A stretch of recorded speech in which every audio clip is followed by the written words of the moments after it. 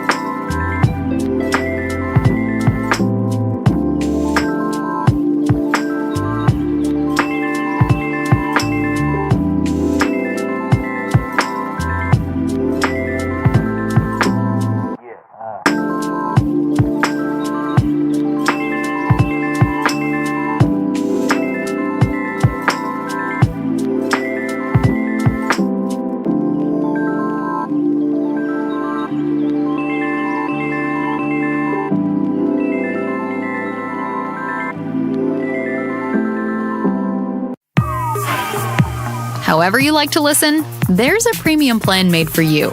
Add up to 6 accounts with the family plan to share the love with people under the same roof. Join the duo plan or go solo with the individual plan and get a discount as a student while enjoying offline and ad-free music listening. Get 1 free month of premium. Tap the banner to learn more.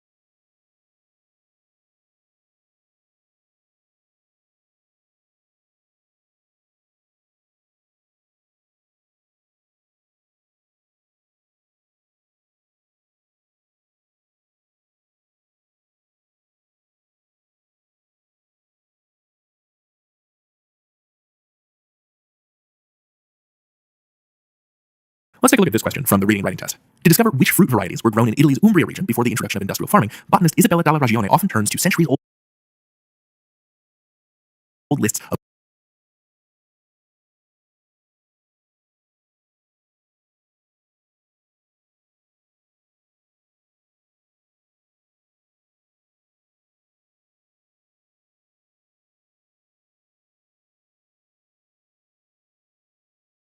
of cooking ingredients. Blank. She analyzes Renaissance paintings of Umbria, as they can provide accurate representations of fruits that were grown there long ago. Which choice completes the text with the most logical transition? Alright, so it's right there on the tin. This is a prime example of a transitions question. You'll run into a bunch of these items on test day. This is a relatively common question type. As you saw in the example question, you'll be presented a short paragraph of 2 to 3 sentences. You'll be asked to choose the most logical transition words to connect those sentences. Every choice will be grammatically correct, so your focus should be on the ideas in the sentences and not the grammar of the sentences. And that means the answer to the question, the most logical transition, will reflect the relationships between those ideas. But what does that mean? Well, let's look at some of the ways ideas can relate to one another.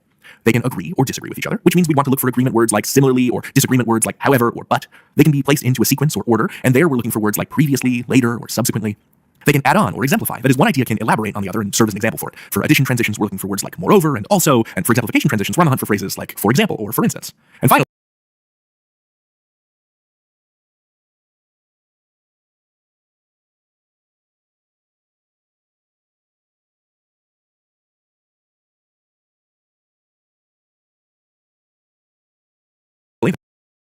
there's a sequence transition for you. There can be a cause and effect relationship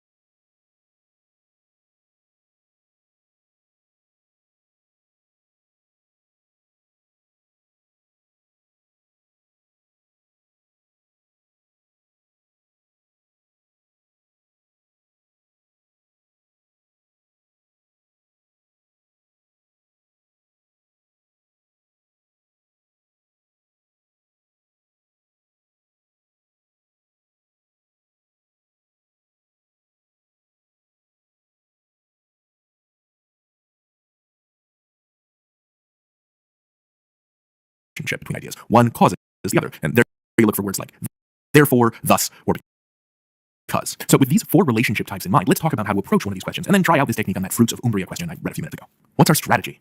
So we want to find the most logical transition between the ideas, which means we first need to understand the idea. So step 1, summarize the text in our own words. We figure out the ideas in play, and then we can figure out how they logically fit together, which brings us to step 2, identifying the relationship between those 2 ideas. Are they agreeing? Does one idea cause the other as an effect? Once we've decided which category of transition we're looking for, we can move on to step 3, choosing a transition that matches the relationship between the ideas.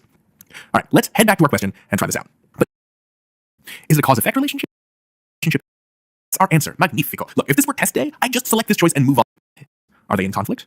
No, they both seem to serve the same purpose, which is the ideas in play, and then we can figure out as an effect once we've decided which category of transition and try this out. But first, let's cover up the choices so that they don't distract us from really understanding what kind of transition we need. Okay, step 1, let's summarize the text.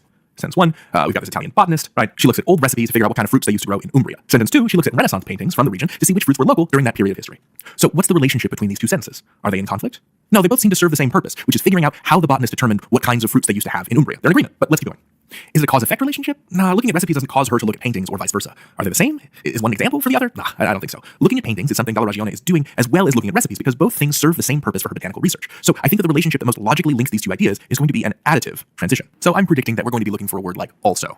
So let's take a look at the answer choices and see if we've got anything that matches that prediction. And choice A is additionally. That matches our prediction. That's our answer. Magnifico. Look, if this were test day, I'd just select this choice and move on to the next question. But let's take some time now to look more closely at the other choices. Choice B is thus, which is a cause and effect transition. Thus is kind of like therefore. It's not like she's looking at paintings as a logical result of looking at ingredient lists, so we can cross that out. Choice C is instead, which is a disagreement transition. And choice D is in sum, which is sort of like saying in summary. So that's no good. Choice A is our best option here. So let me and choice D is in sum, which is sort of like saying in summary. So that's no good. Choice A is our best option here. So let me hit you with a couple of top tips here for handling transition words questions. First, cover the choices. You want to develop your own theory of the case before you start looking at your options. And you do that by making a prediction, figuring out the relationship, and coming up with a word or phrase that represents that relationship between ideas. And be flexible. You won't always see the exact word you might have predicted. A wide variety of words can fit in each category, so open your mind to the possibilities. You might be looking for an in addition when also is right in front of you. And that's transitions on the digital SAT. Good luck out there, test takers. You've got this.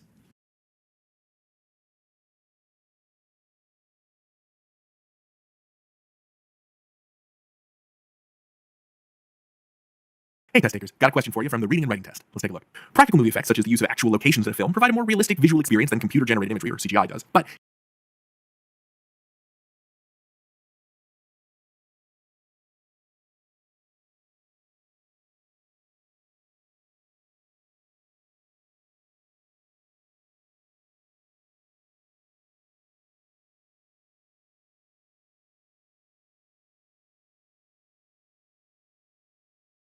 Giving audiences the real thing can be prohibitively expensive. Blank, many filmmakers use a blended approach, employing practical effects whenever possible and CGI elements as necessary to control costs. Which choice completes the text? Blank, filmmakers the real thing is spendy but good, therefore I'm going to use it where I can without ruining the budget. That's my predictions. Which one of these transitions match our answer? But let's keep looking.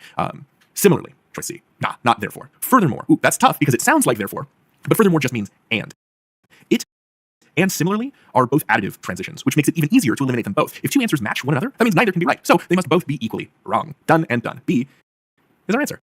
But furthermore just means and. It and similarly are both additive transitions, which makes it even easier to eliminate them both. If two answers match one another, that means neither can be right. So they must both be equally wrong. Done and done. B is our answer. Good luck out there. You've got this.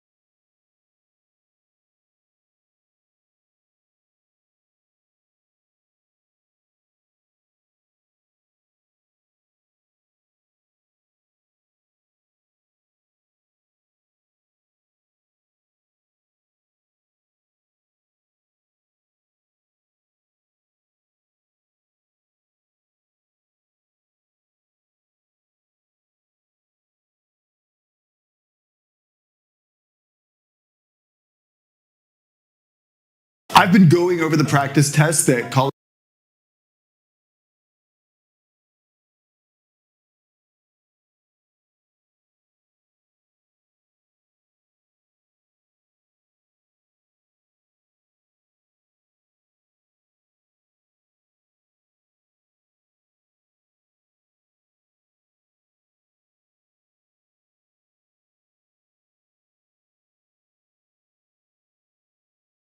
board has provided, and I've been trying to reverse engineer these things so that I can create more questions for you, and I'm going to give you access to free material in today's video. Before we do, I want to talk about what has changed in the digital SAT and how you can better prepare yourself. SAT is down to 2 hours and 24 minutes. My material is extremely important. It is literally one paragraph, one question, one paragraph, one question. Now you're just focusing on one very specific point from a whole paragraph. I've identified 10 types of questions, and I've created exercises for each one of them. Some do certain types in your vocabulary, words you don't. So just which basically just ask you to, it's a scientific, see a few and poetry can read 2 very long paired passages, 2 or 3 of the new kind of question here in the digital SAT, 6 bullet points, and then the question will ask you to the notes or SAT, which is or modules. And when you complete in the middle, just result, you're more advanced on the second module. Questions have really quick questions, easier to idea, larger vocabulary, a lot faster, because I mean, if you even need to read that paragraph, passages, digital SAT, easier or harder? Well, in my opinion, I think it's easier. I was able to finish the test a lot faster because I didn't have to read entire passages and then figure out which parts of them were important. Because you're only working with a single paragraph, all you really have to do is look at the question and then determine if you even need to read that paragraph. Punctuation, grammar, sentence, function, fill in the blank vocabulary, you never need to read the whole paragraph. And this means that you can answer some questions in as little as 2 or 3 seconds. I recorded my entire screen when I was resolving one of the practice tests, and I would show it to you here, but College Board took down my videos last time I did this, and because College Board is a bunch of dicks, I'm sure they're gonna do it again if I put that stuff up here. It's their fault for even making it possible to screen capture in the first place. You can't screen capture the Duolingo app. I know because I took the Duolingo and I tried and it wouldn't let me. It appears invisible to OBS and even on screen sharing like Zoom, but apparently College Board doesn't have enough money in its over $1 billion bank account to implement a simple feature like that into its Blue Book application. So I have the footage, but I won't be sharing it with you today. You, College Board, you're gonna be dead soon anyway. Subscribe if you want to learn more about that. So how do you actually prepare for this test? Unfortunately, College Board has decided to use all of the international students as guinea pigs. Thank you. But international students right now have nothing, and I don't want that to be the case. The whole reason I made this channel is to give you guys access to the information you need, and for this channel to be a resource, and my goal is to make it easier for you guys to get a good score on this test. In the description below, there's gonna be a link to a folder where you'll be able to view and download those files and check them out for yourself. The best way to prepare yourself for this test is to practice specific types of questions and use strategies for each one. When you can quickly identify what kind of question you're dealing. We're not here Monday. Monday, not yesterday. Monday. There is that link available. We're not here Monday. Monday, not yesterday. Monday. There is that link available to see the class from Monday if you need to go over it again, or if you weren't here Monday and you want to check out everything that we did.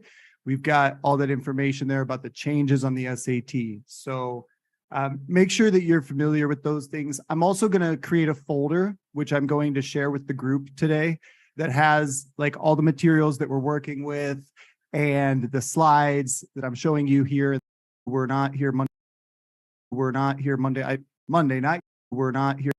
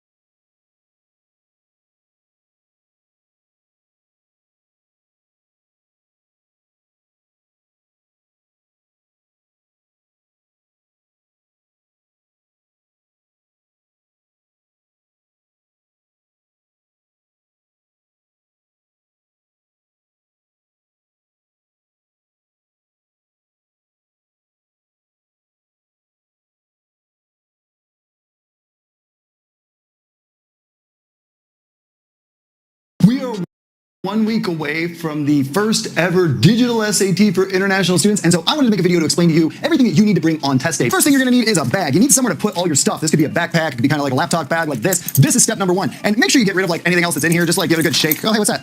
Oh yeah, it's a score brochure, prepperscore.com. You don't wanna have anything except for the stuff that you need, which is what we're gonna be putting into this bag very shortly, because they are gonna check this, and if you have a bunch of other stuff, it's gonna slow down the process and just make it more difficult for you to get situated. What we want is to go to the test with exactly what we need, nothing more. And so probably the most important thing that you're gonna put in this bag is your laptop. If you are taking the test with a device from the test center, then you don't need to bring this. But for everybody else who has opted to bring their own device, bring your laptop, tablet, or whatever you chose to use, and make sure you get that in this bag. Now, before you do that though, make sure that you've updated Blue Book. I would strongly recommend you do that in the last couple of days before the test. That's gonna be important for another thing that we have to bring, which is our admission ticket, but we'll talk about that in a minute. College Board says you're gonna need about 3 hours of battery life, but we all know that, sometimes things don't charge right. Sometimes it sucks more power than you think it should. Bring a charger, okay? And not some dinky little crappy charger for your phone like this. You gotta bring like a big chunky charger, the kind of boy that can get you back up to speed in no time at all. I got this nice big brick right here that'll charge my laptop up to 100% in like 45 minutes. So this is what you want. I'll stick that in the bag. Yeah. You might want to bring something like this, just a little plug converter, depending on your country and your laptop, right? Like if you have a laptop charger with the 3 prongs in like a typical American fashion, and you're getting the test in some place that doesn't usually use that could be a problem for you. If you have a country like Peru where there's like 2 different plug standards and you're not sure which one might be used, imagine you get to test day and you go to plug in your charger and there isn't a socket for you because your plug is different from the kind of plug that they have at the test center. So bring your own adapter just to play it safe. Next items on the list, very simple, a pencil and sharpener. You are allowed to use a pencil to write out stuff, maybe take some notes, or especially for working on problems in the math part of the test. They will give you spare paper that you can use for this, but you're gonna wanna make sure that you have a pencil. And I would recommend a sharpener. That way you don't have to get up from your desk and like go to wherever the sharpener is, if there is one. You can just sit here and do that yourself.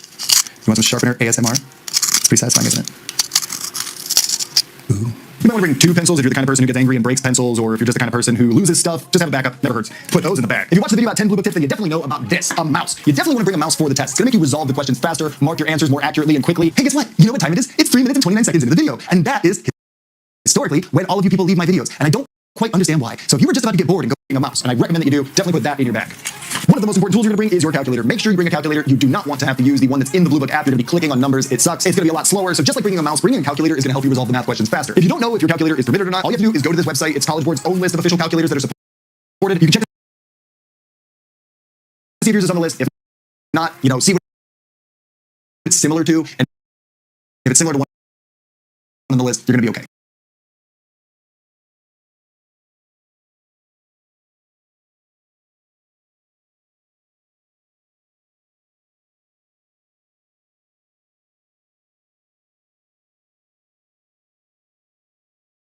Make sure you bring that and put that in your bag. It's starting to get a little heavy.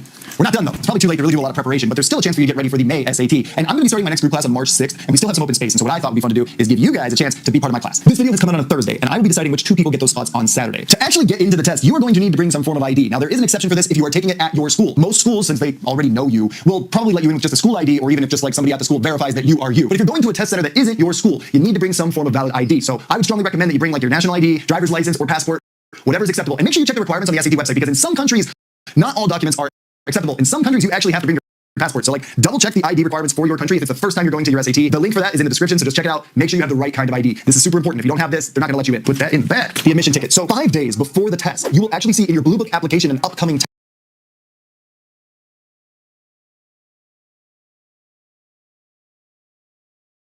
test, which is for the date and location that you've selected. And in there, you will see the option to set up the test on Blue Book. This will download some additional content to the app, and then it will also ask you to get your admission ticket. You need to bring your admission ticket, and you can't just have it in your laptop. Now, you can print this out, or you can email it to your phone and just show up on test day with your phone and show them the admission ticket, but make sure you do something with this, okay? Either you print it out or you put it on your phone. Don't just walk up to the test center with your laptop open, go and see it says, I can take the test. Like, no, they want to see it on a more convenient device, so make sure you print it out or put it on your phone. So, if you want to get a chance to get a free SAT class with me, Emma Boy Barlow, who's going to handle the math class, and I'm going to need you to come into this form and follow the instructions and send me what I need. Make sure you follow the instructions in the form really carefully, because if you make even one little mistake, I'm not going to bring it into my class. And that, my people, is basically everything that you need to bring for test day. Pretty simple, straight to the point. If you guys have any questions, please leave them in the comments below. And I just want to say a big thank you to everybody who's been checking out these SAT videos lately. It has been awesome seeing the influx of new people to the channel, and I'm really, really grateful for all of you. And I just want to let you know that we do a whole bunch of other stuff here. This is not just an SAT channel. I typically visit universities and give advice about the whole admissions process. I am your college counselor. Hello, my people. Digital SAT English tips coming at you right now. I'm inside the Blue Book. Let's go. Tip number 1. First thing you do is you click this box, because this box activates Eliminator Mode, which is easily the coolest thing that College Board has ever done. I normally crap on College Board all the time, but they gave a really cool name to this thing. As soon as you click this button, you're going to see these little buttons appear down here for each of the questions, and you can use that button to eliminate the response, which is pretty sweet. Blue Book out the text. Okay, I think I might have done the responses here and makes it a little difficult to see, which we can solve with tip number 2. Zoom out the text. Okay, I think I might have gone overboard. I think that's too much. That's too much. Zoom back in. Very simply, if you hit Control and use your mouse wheel, you can zoom in or out on the test. And it'll record this setting for the entire session, so you don't have to do this every single question. Wait, you don't have a mouse? What are you doing? You don't have a mouse? That's tip number 3. You've got to have a mouse for the test. Look at the difference between me trying to do it on my laptop with a touchpad working as hard as I possibly can versus me using a mouse. Now multiply that savings over the course of 54 questions on English, and you can see how you would save a lot of time using a mouse. Seriously, mouse, you got to have one. Bring it on test day. You are allowed to bring a mouse with your laptop on test day, so make sure you do. Now that time that you're going to save with your mouse is going to pay off later, because if you're doing tip number 4, marking answers for review, then it's going to be a lot easier for you when you get to tip number 5, which is to actually use the review page. So let's go over both of these things. When you click this button, you mark a question for review, and when you do that, and you get to the end of the module, you'll be presented with a wonderful review page. And the review page has all of the questions from the module. In blue are the ones that you answered, white are the ones that you didn't answer, and the ones that have a little red logo like the review button are the ones you need to go back to review. So you definitely want to use this review page because it's going to give you time to go back and check your answers or resolve any of those questions that maybe you weren't too sure about. When you use the review page and then you click on a question, it's going to send you back to the middle of the test. So how do you get back to the review page quickly? Easy. Use this right here. There's a little thing at the bottom of the screen that tells you that you can click it and go back to the review page. And when you do that, you're going to be able to go back to the review page, back to your questions, back to the review page, back to your questions. All you got to do is use that thing right there. Perfect. Practice going to the review page and then going back to a question and then going back to a review page and going back to a question. That's how you're going to get faster at this test. You won't have time to use the review page if you don't apply tip number 6, which is to use no more than 1 minute per question. Even though the test technically gives you 1 minute and 11 seconds per question, if you use all that time, you're never going to have time to review. And truthfully, some of these questions are so quick and short that you should be answering them very quickly so that you have a little more time for some of the harder questions. So limit yourself to 1 minute per question max, and that will give you a total of 5 minutes for you to use for review. How do you know if you have enough time on the test? Well, you will know if you apply tip number 7, which is to leave the timer up. The timer is at the top of the screen, and there is an option to hide the timer, but I seriously do not recommend you do that. You need to pay attention to your time on the test. And what's more, when you're down to the last few minutes of the test, the timer opens by itself and you cannot hide it, and it turns red and it gets very scary. So like, you might as well get used to having the timer above your head anyway. So when you have the timer up, there's an easy way for you to tell if you have enough time on the test. The number of minutes left on the timer should be greater than the number of questions left down here. So if you're on question 5 of 27, that means you have 22 questions left. You should at least have 22 minutes up here. A great way to make sure you don't waste a bunch of your time is to apply tip number 8, which is to ignore these annotation tools. Okay, you click this for annotations, and all of a sudden you will see all over the bottom of the screen are options for you to like write notes and you can highlight text, and this is just a giant waste of your time on the new digital SAT. This might have made sense on the older version of the test when like, you know, you had long texts and it would make some sense to take some notes. But now that it's like just this simple format of 1 paragraph, 1 question, like if you're doing this, then you're really not practicing enough, because you need to learn your paragraph reading strategies. Identify a topic sentence, scan and skim the text for keywords, and try to figure out the main idea without reading every word. Read just what you need. You probably don't have to read the whole paragraph for a lot of the different questions. In fact, for some kinds of questions like the note-taking questions, you don't even really need to read the paragraphs or the notes at all. Tip number 9 is very simple. Update the app. Make sure that you open Blue Book regularly, and definitely make sure that you open it before you take your test. If you don't, you will find that Blue Book may need an update. And there's nothing worse than getting to your test center on test day, opening your laptop, and then finding out that you need to update the stupid app. That would make you very uncomfortable, very stressed, and in general, it's just not the situation you want. You want to arrive to the test center ready to go. So make sure you update your app. Open it frequently, especially before test day. Make sure that you open this thing, because College Board typically pushes out updates right before the test. So you're going to want to make sure that you open it up like Friday night, maybe even Saturday morning, just to double check really early. When you update the app, you may not be able to get into your account. I actually had this problem, and so did one of my students in our group class, Aranza. Fortunately, Aranza's smarter than me, so she was able to figure out the solution. All you got to do is just, when you go to the login screen, say, no, this isn't me, and then it'll log you out, and then you can go back to your original account, and you should be able to get in, and that worked for me. So just keep that in mind. If you update the app and you're not able to get in, that's the easy fix. Unfortunately, there is no easy fix